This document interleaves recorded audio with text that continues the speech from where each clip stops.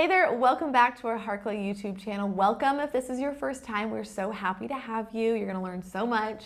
I'm Rachel. And I'm Jessica. We're the Certified Occupational Therapy Assistants with Harkla, and today we're gonna talk about emotional intelligence and how to foster it using sensory activities.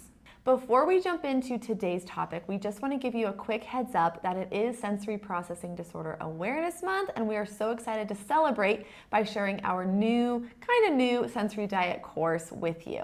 This digital course teaches you all about sensory processing disorder, and it teaches you how to create a unique, personalized sensory diet routine that can help your child feel more successful throughout the day.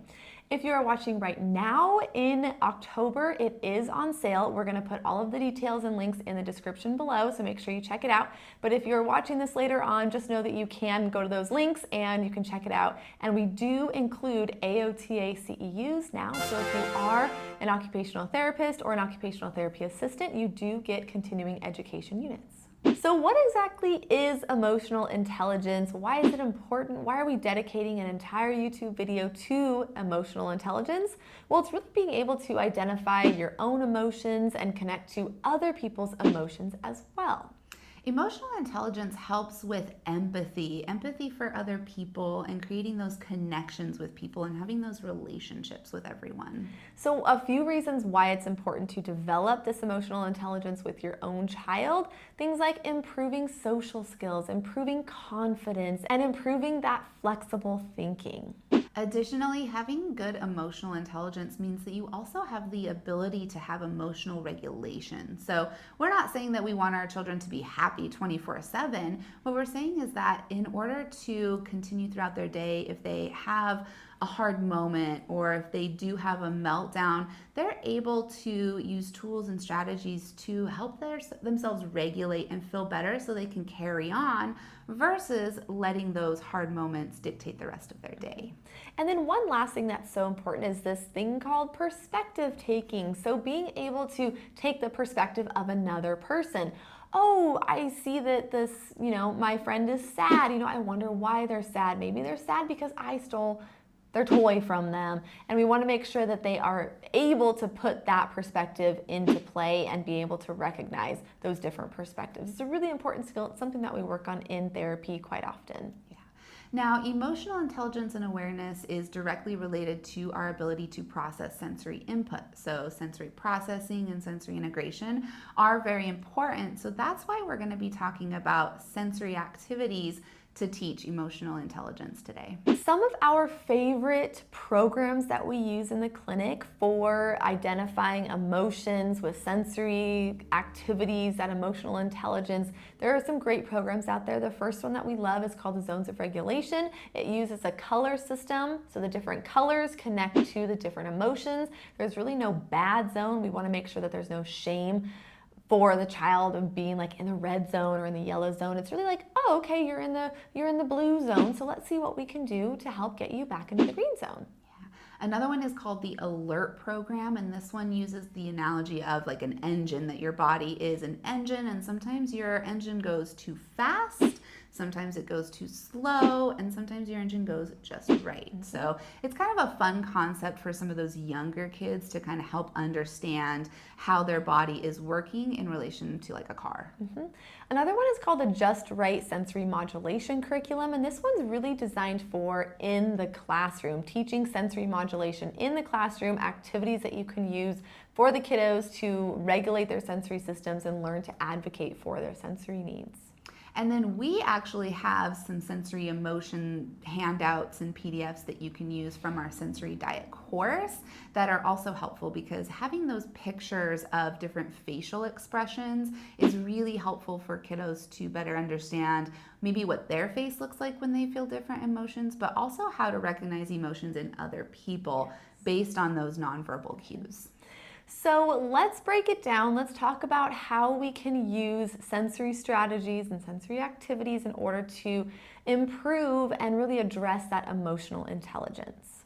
The first one is actually starts with you, the parent, or if you're a therapist or teacher, and that's going to be you actually modeling this throughout the day and modeling how to identify emotions throughout the day. So if you're with your child at the grocery store and you're struggling to find something that you need to buy, so you're starting to feel a little frustrated, you can talk to your child about that and say, yeah, I'm feeling a little bit frustrated right now because I can't find what I need. And you can talk about what you're going to do when you're frustrated. The next one is to use our sensory emotions handouts. We're going to link them in the description for you to access for free, and you're going to start incorporating those into your daily routine. So print them out, laminate them, put them in all the different areas. If you have a cozy corner, on your fridge, in your child's room, and just start that conversation of, oh, I see that you are feeling, like you're a little frustrated right now. Do you see that emotion that connects? Or maybe you can ask them, how are you feeling right now? What emotion do you connect with here? And maybe wait till after they're done being frustrated if they're frustrated and they can't really have that conversation that makes sense quite yet. So really just incorporating that visual, start having conversations and start opening their door to recognizing these emotions and the facial expressions and how it's all connected. The next one is to start identifying these emotions with specific sensory activities. So if you are swinging with your child, you can talk to your child about how the swinging makes them feel. And you can do this by asking questions. So does swinging make you feel happy or sad? Does swinging make you feel silly and excited or bored? And you can do this throughout the day when you're out hiking, when you're at the playground, when you're sitting down playing a game, when you're getting ready for bed, and doing these different movement, sensory activities with your child and talking about how it makes them feel is the next step to learning strategies. Yep, so then you can have conversations like, I'm feeling anxious, so I'm gonna grab a piece of chewing gum or I'm gonna grab my weighted blanket, and that will help me feel a little bit calmer. It could also be, I'm feeling a little bit out of control right now. I'm starting to get mad. So I'm going to go swing because I know that swinging makes me feel more calm and happy. Or maybe I'm feeling tired and groggy, so I'm going to go jump on the trampoline, and that's going to help wake up my body and kind of reset my nervous system.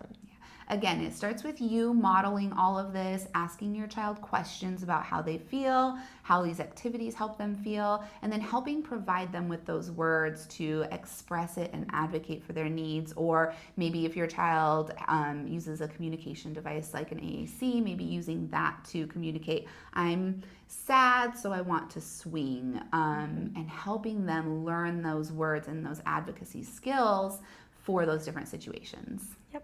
The next strategy is to create a social story or a sensory story that helps them walk through different challenging situations. So maybe they're at gymnastics class and they're always bumping into their peer, they're always poking and prodding, and they're just really struggling to have, just to listen and follow directions and to be still. So you can create a social story or a sensory story that talks them through what is happening, what strategies they can do in the moment, how they're going to feel afterwards, and then you can just start talking through these stories with them so it's in their brain and they have those positive words in order to describe exactly what's happening. Yep. We do have a social story template that you can download for free. It's on our freebies page. We will link it in the description below, and you just scroll down and you'll see the social story template. We like using visuals with this so you can draw pictures or print out pictures to use because our kids are such visual learners. And then there are lines on the template where you can also write everything out. Mm-hmm. We do have a blog post that talks about social stories, so we will make sure that we link that in the description of this video as well.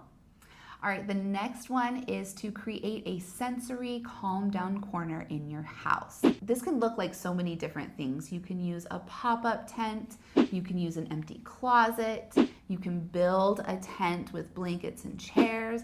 Ultimately, you want to create a safe space in some part of your house that can stay there, and you're gonna have your child help you to fill it up with different things that they like that help them feel calm. So maybe you add some twinkle lights or a lava lamp or a disco ball. You have some music available, maybe some books or some puzzles or some fidgets, pillows and cushions, a weighted blanket. So many possibilities, but it'll be unique for your child. And then teach how to use the sensory calm down corner. So you want to use it as a place to decompress when they're feeling overwhelmed, or they can take a break if they're getting angry at their brother or their sister. And teach how to use the calm down sensory corner and practice using it. Maybe role play it when they're in a good mood. You could create a social story on how to use it as well. And then we do have another YouTube video teaching you even more ideas on how to create the sensory corner. We'll link it in the description. The last strategy we're going to leave you with today is to make sure that you are staying calm and you're co-regulating throughout the day with your child. I know I'm a mom of crazy toddlers and I'm overstimulated most of the time, but it's so important to stop and realize that they are watching you and they need you to be there calm. So when we're teaching about these emotions and these strategies and these activities, just doing so with a calm voice, get down on their level, stay small, stay quiet, and just really make sure that we're empathizing with our emotions here, and we're making sure that we are teaching them the best way to regulate their emotions just by staying calm. All right, if you liked this video, make sure you push the like button, leave us a comment, and subscribe to the Harkla YouTube channel. We do share a ton more on emotional intelligence inside of our sensory diet course that is now AOTA approved. We do include those CEUs for occupational therapists and assistants to get their continuing education units. If you are concerned about your child's ability to get through their day because they're having big emotional outbursts and they're just really struggling, talk to your pediatrician about getting an OT evaluation. That in-person occupational therapy is just really so beneficial.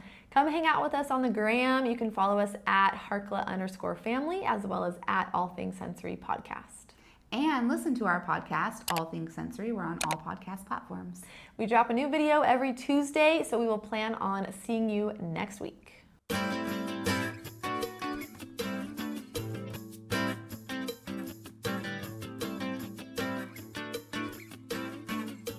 Anytime you mess with anything by the camera, I'm like, it makes the me battery's so gonna die. nervous. We gotta hurry. I'm like, what's happening?